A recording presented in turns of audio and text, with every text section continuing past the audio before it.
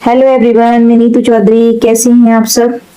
आपका अपने channel gardening with Neetu में स्वागत करती हूँ। देखिए, मेरी वीडियो में आप लास्ट तक बने रहिए। आज मैं आपको एक बहुत ही प्यारा सा खूबसूरत इंडोर प्लांट की जानकारी दूंगी। उसको आप कैसे लगाएं, कैसे मेंटेन करें। अब मेरे पास भी वो हैं, तो मैं आपको दिखाऊंगी कि कितने अच्छे से वो ग्रो कर रहे हैं मेरे घर के एटमॉस्फेयर में।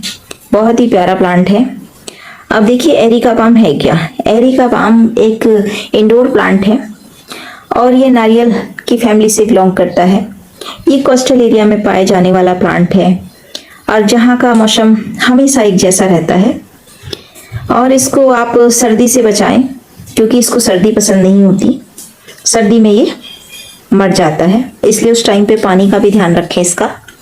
और ये घर के अंदर ऑक्सीजन की लेवल को बढ़ाता है और घर में काफी ऑक्सीजन की मात्रा बढ़ जाती है इस प्लांट के लगाने से। तो बहुत ही बढ़िया प्लांट है ये। आप इसको अपने घर में लगाइए। और आप इसको कैसे ग्रो करें, और इसकी ना कई वैरायटी आती हैं। एक ड्रॉप वैरायटी भी रहती है इसकी, और टॉल वैरायटी भी होती है, और मीडियम में भी आता है ये। हमेशा इसको आप नर्सरी से आके लगा सकते हैं। और इसको कैसे ग्रो करें, इसको ग्रो करने का तरीका, सीड से भी आप ग्रो कर सकते हैं। अगर आपके अंदर बहुत ज्यादा पेशेंस है तो आप इसको सीड से ग्रो कीजिए। अगर आपको तुरंत हेल्दी प्लांट चाहिए तो आप इसको नर्सरी से लाके लगाइएगा। और नर्सरी से लगाना मुझे तो इजी लगता है, क्योंकि नर्सरी से एकदम रेडी प्लांट मिल जाता है और आप इसको कहीं भी अच्छे से लगा सकते हैं। अगर सीड से आप ग्रो करोगे तो बहुत लंबा प्रोसेस हो जाता है इसका। तो वो मुझसे तो इतना पेशेंस मेरे अंदर तो नहीं है कि मैं उसका इंतजार करूँ इतने दिन तक। तो इसलिए मैं हमेशा जो भी प्लांट या तो कटिंग से ग्रो कर लेती हूँ, और नहीं तो मैं नर्सरी से ही लाके प्लांट को लगाती हूँ।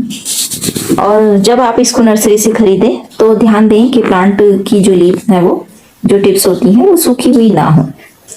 अगर सूखी हुई टिप्स होंगी प्लांट की तो उसमें कोई ना कोई प्रॉब्लम, कोई फंगस लगी हुई है, इसके कारण प्लांट की टिप्स ब्राउन हो जाती हैं।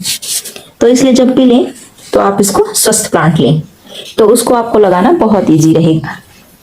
अब वो अच्छे से आपके गार्डन में बना रहेगा। और जब इसको घर पे लाएं तो कम से कम इसको 10-15 दिन अपने प्लांट के बीच में रखें। और जब अच्छे से ग्रो करने लगे ये, तब उसको 15 दिन बाद में रिपोर्ट करें। क्योंकि नर्सरी का टेम्परेचर और अपने घर का टेम्परेचर काफी चेंज होता है, इसलिए आप उसको थोड़ा एडजस्ट करने दें अपने प्लांट के बीच में, तभी आप उसको रिपोर्ट करें। और रिपोर्ट करने, जब आप इसको रिपोर्ट करेंगे तो जो प्लांट का साइज है उसके अकॉर्डिंग आप प्लांटर लें और उसकी मिट्टी रिच मिट्टी बनाएं, जैसे vermi compost, leaf compost, iron dust, stone dust और नीम खली, इनका प्रयोग करें। अगर आपको ये चीज भी ज्यादा लगती है तो आप एक इंडोर प्लांट का पॉटिंग मिक्स मिलता है मार्केट में, आप उसको भी लाके इसमें लगा सकते हैं। उसमें भी आप अच्छा ग्रो करेगा ये प्लांट। अब देखिए, मेरी बेटी बार बार आए जा रही है, बार मम्मा क्या कर रहे हो, कितनी देर लगेगी आपको, ये सब अब वो बार बार बोले जा रही है। अब जब प्लांट में लग जाते हैं तो टाइम का भी पता नहीं चलता है, तो इसलिए तो आप देखिए, जब इसको आप लगाएंगे तो काफी अच्छा बढ़िया ग्रो करेगा ये प्लांट। अब प्लांट के लगाने के बेनिफिट, काफी बेनिफिट्स हैं इसके। एक तो ये हमारे घर के वातावरण को शुद्ध करता है, ऑक्सीजन लेवल को बढ़ाता है। और ऑक्सीजन लेवल होगा किसी घर का अच्छा, तो उसमें जो लोग रहेंगे वो अच्छे हेल्दी स्वस्थ जीवन जीएंगे। तो हमारी लाइफ को भी सपोर्ट करता है और घर की खूबसूरती में ये 4 चांद लगा देता है। और मुझे तो ये बहुत ही खूबसूरत प्लांट लगता है। स्लो ग्रोइंग है लेकिन फिर भी बहुत प्यारा प्लांट है। और ये जहां भी इसको रहता है उस जगह की रौनक को बढ़ाता है और हवा को प्योर करता है। हवा में जितने भी टॉक्सिक एलिमेंट होते हैं उनको भी क्योर करता है। और ये है बहुत ही सुंदर प्लांट है। और इसकी देखभाल कैसे करें?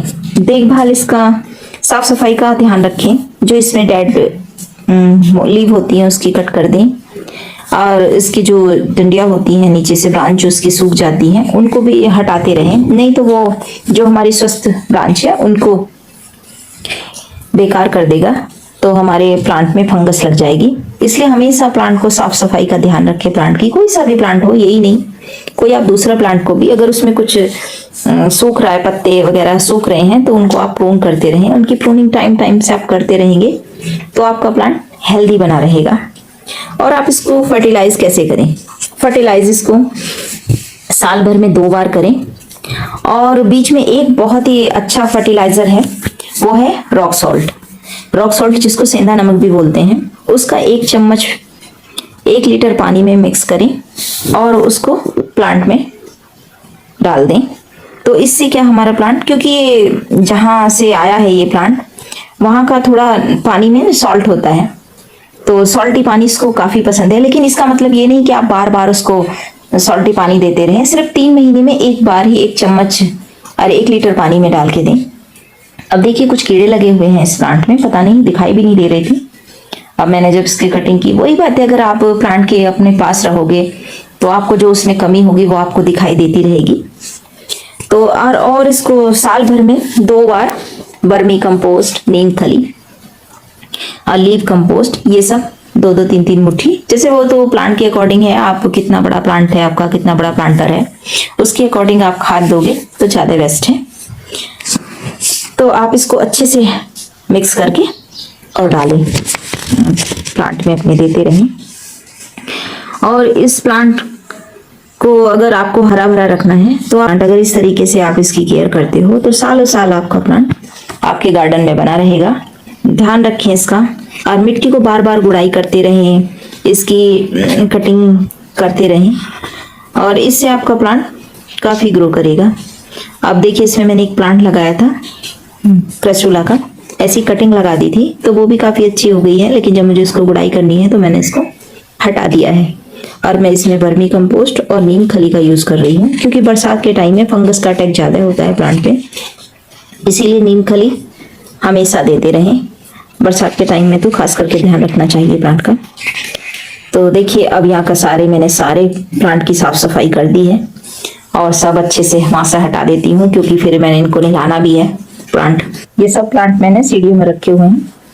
अभी देखिए यहाँ का सब हटा देती हूँ ताकि ये नहा जाएंगे प्लांट। और देखिए इनको सबको इकट्ठा करके मैं पाइप से ही अपने प्लांट को पानी देती हूँ।